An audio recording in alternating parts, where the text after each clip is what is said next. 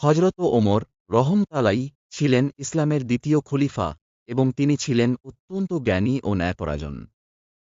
তাঁর জীবনের অনেক ঘটনা থেকে আমরা জ্ঞানের মূল্য এবং ন্যায়পরায়ণতার শিক্ষা পেতে পারি। হযরত ওমর রহমতালাই ও শিক্ষার গুরুত্ব। একবার হযরত ওমর রহমতালাই রাতে মদিনার রাস্তা পরিদর্শন করছিলেন। হঠাৎ তিনি একটি বাড়ি থেকে এক মা ও মেয়ের কথোপকথন শুনতে পেলেন। মা মেয়েকে বলছিলেন, দুধের সাথে পানি মিশিয়ে দাও যাতে পরিমাণ বাড়ে। কিন্তু মেয়ে বলল, আম্মা, খলিফা তো দুধে পানি মেশাতে নিষেধ করেছেন। মা তখন বলল, খলিফা তো এখানে নেই, তিনি কিভাবে জানতে পারবেন? মেয়ে উত্তরে বলল, খলিফা দেখতে না পেলেও আল্লাহ তো দেখছেন। হযরত ওমর রহমতালাই এই মেয়ের সততা ও আল্লাহভীতিতে মুগ্ধ হয়ে পরদিন তাদের বাড়ি গিয়ে মেয়েটিকে নিজের পুত্রের জন্য পাত্রী হিসেবে বেছে নেন।